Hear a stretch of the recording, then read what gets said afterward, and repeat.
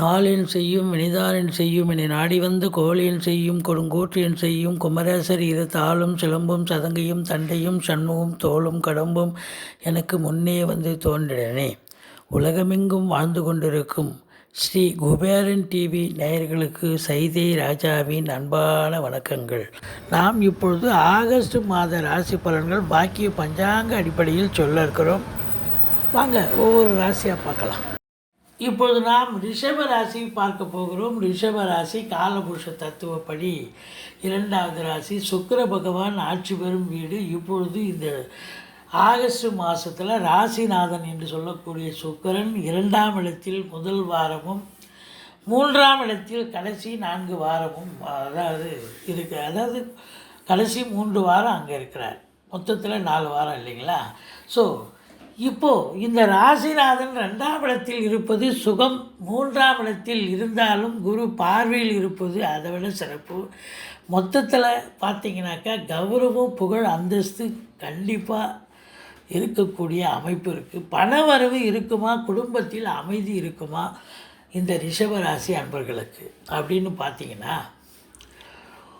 7ஆம் இடத்து அதிபதி செவ்வாய் பகவான் ராசியில் அமர்ந்திருக்கிறார். அப்போ 7க்குடையவன் ராசியில் அமர்ந்தால் குடும்பத்தில் கணவன் மனைவிக்குள்ளே ஒரு அன்னோன்யம் இருக்கும், ஒரு அமைதி இருக்கும், சந்தோஷமாக இருக்கும் அப்படின்னு சொல்லலாம். பணவரவை பொறுத்தவரையிலும் 2ஆம் இடத்தில் சுக்கிரன் இருப்பது லட்சுமி கடாட்சம் நிறைந்த ஒரு மாதம். நல்ல ஒரு பணவரவு கண்டிப்பாக இருக்குது. 3ஆம் இடத்தில் இருந்தாலும் குரு பார்வையில் இருக்கிறார். 3ஆம் இடம் என்பது வீட்டிற்காக விலையுயர்ந்த பொருட்களை வாங்குவது, பிள்ளைகளுக்கு ஆடை ஆபரணங்களை வாங்கி தருவது, இப்படி சுப செலவுகளை ஏற்படுத்தக்கூடிய ஒரு அமைப்பில்தான் இந்த மாதம் அமையும் அப்படின்னு சொல்லலாம். சரி, தொழில் ஸ்தானம் எப்படி இருக்கிறது? உத்தியோகம் பார்ப்பவர்களின் நிலை என்ன? தொழிலில் உயர்வு உண்டா? அப்படி பார்க்கும் பொழுது உங்களுக்கு 10ஆம் இடத்து அதிபதி 9ல் வக்ரம் பெற்றிருக்கிறார். அப்போ தொழில் ஸ்தானம் சரியில்லைங்க. அப்போ தொழில் பண்ணுறவங்க கொஞ்சம் அதிகமாக நீங்கள் லெபோரியஸ் தேவைப்படுகிறது, உழைக்க வேண்டி இருக்கிறது. ஆனால் எதிர்பார்க்குற ஒரு வருமானம், அதாவது வியாபாரம் நடக்காது, வருமானமும் பெருசாக உங்களுக்கு கையில் சேமிப்பு இருக்காது அப்படின்னு சொல்லக்கூடிய அமைப்பு இருக்குது. சரி, உத்தியோகம் போகிறவங்களுக்கு எப்படி இருக்கும் அப்படின்னா, சூரியன் பார்த்தீங்கன்னு சொன்னால் கடகத்திலிருந்து உங்களுக்கு 10ஆம் வீட்டை பார்க்கிறார், புதனும் பார்க்கிறார்கள். 24 நாள் புதன் கடகத்தில் இருக்கிறார். சூரிய பகவான் 17 நாள் தன்னுடைய வீட்டில் ஆட்சி நிலையில் இருக்கிறார் சிம்மத்தில்.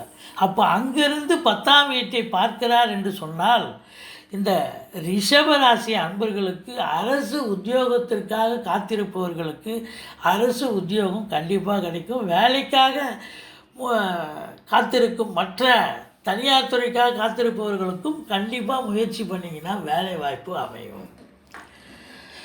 மொத்தத்தில் பார்க்கும் பொழுது உங்களுக்கு வேலையில் இருப்பவர்களுக்கும் அரசின் மூலமாக சலுகைகள் கிடைக்கும். பதவி உயர்வு, ஊதிய உயர்வு இதெல்லாம் கிடைக்கும். தேவையான இடத்துக்கு டிரான்ஸ்ஃபர் வாங்கிட்டு போவீங்க.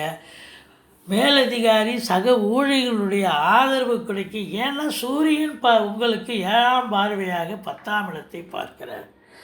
இது அமங்கலமான ஒரு விஷயம்.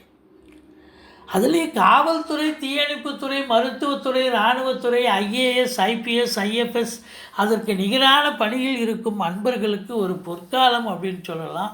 மொத்தத்தில் இந்த ரிஷபராசி அன்பர்களுக்கு தொழில்துறையை காட்டிலும் உத்தியோகத்துறையில் பணியாற்றக்கூடியவர்களுக்கு மிகவும், அதாவது உத்தியோகம் பார்க்குறவங்க தனியார் துறையோ அரசு துறையோ நிச்சயமாக ரொம்பவும் சிறப்பாக இருக்கும்.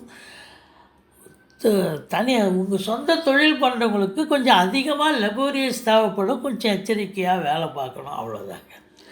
சரி, உங்களுக்கு முயற்சி ஸ்தானம் எப்படி இருக்கிறது அப்படின்னு பார்த்தீங்கன்னா, முயற்சி ஸ்தானத்தை குரு பகவான் பார்க்கிறார். முயற்சி ஸ்தானத்தில் உங்கள் ராசிநாதன் அமர்ந்து 24 நாட்கள் அமர்ந்து குரு பார்வையில் இருக்கிறார். அமக்கலமாக இருக்குது. அப்போ நீங்கள் எடுக்கும் முயற்சிகள் யாவும் 100% வெற்றி வாகை பெறும். இளைய சகோதரத்தால் ஆதரவு உண்டு. தூர தேசத்திலிருந்து நல்ல தகவல் வருகிறது. நல்ல உங்களுக்கு அடுத்தது பிள்ளைகளுடைய நிலைகள் எப்படி இருக்கிறது அப்படின்னு பார்த்தீங்கன்னா, 5ஆம் இடத்தில் 5க்குடைய புதன் கடைசி வாரம் அங்கே போய் சஞ்சாரம் பண்ணுகிறார். குரு பார்வையில் இருக்கிறார். 5ஆம் வீட்டை குரு பார்க்கிறார். அப்போது பிள்ளைகளுடைய நிலை சிறப்பாக இருக்குது. நீண்ட நாளாக குழந்தை பாக்கியம் இல்லாதவர்களுக்கு குழந்தை பாக்கியம் ஏற்படும். பிள்ளைகள் நல்லா உயர்கல்வி படிக்கக்கூடிய பிள்ளைகள் நல்லா படிப்பாங்க, எந்த குறையும் இல்லை. பூர்வீகம் சம்பந்தப்பட்ட விஷயங்கள் உங்களுக்கு சக்ஸஸ் ஆகும். பூர்வீக சொத்து நீங்கள் பிரிச்சுக்கணும்னு சொன்னால் இப்போ இந்த காலகட்டத்தை இந்த மாதத்தை தேர்ந்தெடுத்துக்கிங்க. உங்களுக்கு மன நிறைவாக நீங்கள் சொத்து பற்றி நீங்கள் வாங்கிட்டு வருவீங்க, சந்தோஷமாக இருப்பீங்க அப்படின்னு சொல்லலாம். சரி, 4ஆம் இடம் எப்படி இருக்கிறது? வீடு மனை வாங்க முடியுமா அப்படின்னு பார்த்தீங்கன்னா, 4ஆம் இடத்துல சூரியன் 17 நாள் இருக்கார், ஆட்சி பெற்றிருக்கார். 4க்குடையவன் செவ்வாய் ராசியிலேருந்து 21 நாள் அங்கேருந்து பார்க்குறார். அப்போது 4ஆம் இடம் சிறப்பாகிறது. வீடு மனை வாங்க விருப்பம் உடையவர்கள் கண்டிப்பாக வாங்க முடியும். ஒரு சிலர் ஃப்ளாட் வாங்கணும், இடம் வாங்கி வீடு கட்டணும், இண்டிவிஜுவல் ஹவுஸாக வாங்கணும். உங்கள் அபிலாஷை என்னவோ அது கண்டிப்பாக நிறைவேறக்கூடிய அமைப்பு இருக்குது.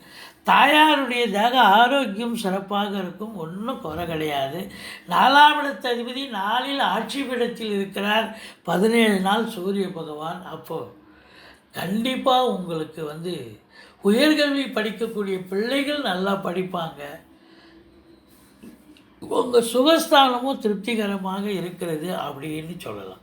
சரி, கணவன் மனைவி நிலை எப்படி இருக்கிறது இந்த மாதம் இந்த ரிஷபராசி அன்பர்களுக்கு அப்படின்னு பார்த்தீங்கன்னா, 7ஆம் இடத்தை குரு பார்க்கிறார். 7ஆம் வீட்டு அதிபதி ராசியில் உட்கார்ந்து 7 பார்க்குறார். மேஷத்தில் இருந்தாலும் அங்கேருந்து 8ஆம் பார்வையாக 10 நாள் பார்க்குறாரு. பிறகு 21 நாள் ரிஷபத்துக்கு வந்ததுக்கப்புறம் அங்கேருந்து 7ஆம் பார்வையாக ராசியை பார்க்குறார். அப்போ கணவன் மனைவி ஒற்றுமை அதிகரிக்கும். ஒருத்தருக்கு ஒருத்தர் அந்யோன்யமாக செயல்படக்கூடிய ஒரு அமைப்பு இருக்குது. வாழ்க்கை துணை அல்லது மனைவியால் யோக பாக்கியங்கள் கிடைக்கக்கூடிய ஒரு மாதம் இந்த மாதம். நண்பர்கள் வட்டாரம் விரிவடையும். நண்பர்களால் நல்லதே நடக்கும். சொந்த தொழில் செய்யக்கூடிய பார்ட்னர்ஷிப் என்று சொல்லக்கூடிய கூட்டாளிகள் இப்பொழுது ஆதரவாக இயங்குவார்கள்.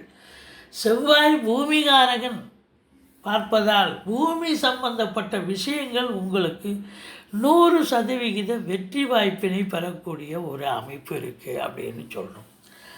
சரி, மொத்தத்தில் இந்த மாதம் நல்ல மாதமா, சுமாரான மாதமா, சூப்பர் மாதமா அப்படின்னு பார்த்தீங்கன்னா, இதை வருவாயை கொண்டு தான் நம்ம சொல்ல முடியும். 7ஆம் இடம் சிறப்பாக இருக்குது. கணவன் மனைவி ஒற்றுமையாக இருக்காங்க. குடும்பத்தில் நிம்மதி இருக்குது. பண வரவு இருக்குது. அதே நேரத்தில் 11ஆம் இடத்தில் குரு பகவான் ஆட்சி பீடத்தில் இருக்கிறார். அவர் வக்ரகதியில் இருந்தாலும் அதே வீட்டில் தான் இருக்கிறார். அதனால் ஏராளமான பணவரவு பொருள் வரவு இந்த மாதம் இந்த ரிஷபராசி அன்பர்களுக்கு அற்புதமாக இருக்கிறது.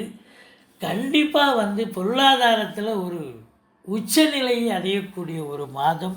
அதனால் இது சூப்பரான ஒரு மாதம் என்றே சொல்லலாம். 2வது திருமணத்திற்காக காத்திருக்கும் அன்பர்களுக்கும் சரி, ஒரு நல்ல தகவல் வரும். திருமணத்தை சட்டுப்பட்டு பேசி முடிப்பாங்க. வீட்டில் இருக்கக்கூடிய பெரியவங்க, நட்பு வட்டாரம், சொந்த பந்தம் எல்லோருமே உங்களுக்கு ஆதரவாக இயங்குவார்கள். பிள்ளைகளால் பெருமிதம் கொள்ளக்கூடிய உன்னதமான ஒரு காலகட்டம். ஒரு சில ராசி அன்பர்களுக்கு தங்கம் வெள்ளி சேரும் அப்படின்னு சொல்லலாம் இந்த மாதம். அடுத்தது செவ்வாய் 10 நாள் தான் இருக்கிறார். ராகு பகவான் மாதம் முழுவதும் இருக்கிறார். உள்நாட்டு வாணிபம், வெளிநாட்டு வாணிபம், ஏற்றுமதி இறக்குமதியாளர்கள், ஷேர் மார்க்கெட்டில் இன்வெஸ்ட் பண்ணுறவங்க, ஸ்பெக்குலேஷன் பண்ணுறவங்க, ஆன்லைன் பிஸ்னஸ் பண்ணுறவங்க, ஹோட்டல் பிஸ்னஸ் பண்ணுறவங்க, கேட்ரிங் பிஸ்னஸ்ஸு மற்றும் வீட்டிலேயே கைவினை பொருட்கள் செய்யக்கூடியவர்கள், பிளாட்ஃபார்ம் பிஸ்னஸ் பண்ணுறவங்க, இவங்களுக்கெல்லாம் பார்த்திங்கன்னா ஒரு அற்புதமான ஒரு மாதம். ஆனால் ராகு 12ல் இருந்து மேஷராகு மேடான ராகுவாக இருக்கிறதால அவர் இந்த ரிஷபராசி அன்பர்களை வெளிநாட்டுக்கு அனுப்பி நல்ல சம்பாத்தியத்தை பெறக்கூடிய ஒரு அமைப்பினை ஏற்படுத்தக்கூடிய நிலை இருக்கிறதுங்க. மொத்தத்தில் இந்த ரிஷபராசிக்கு கிரகங்களுடைய சஞ்சார நிலைகளை பார்க்கும் பொழுது மிக மிக அமக்கலமாக இருக்கிறது. ஆனால் 8, 9, 10 ஆகிய தேதிகளில் சந்திராஷ்டம தினம் வர இருப்பதால் எச்சரிக்கையோடு இருங்கள், எச்சரிக்கையோடு வேலை பாருங்கள். சந்திராஷ்டமம்னு சொல்லிக்கிங்க, பாதி பிரச்சனை உங்களுக்கு தானாக அதில் குறைஞ்சிரும். மற்றபடி நீங்கள் மகாலட்சுமி வழிபாடு செய்யுங்கள், வாழ்க்கை வளமோடும் நலமோடும் அமையும். ஸ்ரீ குபேரன் டிவியை பார்த்தமைக்கு நன்றிகள். மேலும் இது போன்ற தகவல்களை தெரிந்து கொள்ள ஸ்ரீ குபேரன் டிவியை சப்ஸ்கிரைப் செய்யுங்கள். மறக்காமல் பெல் ஐக்கானை கிளிக் செய்யுங்கள்.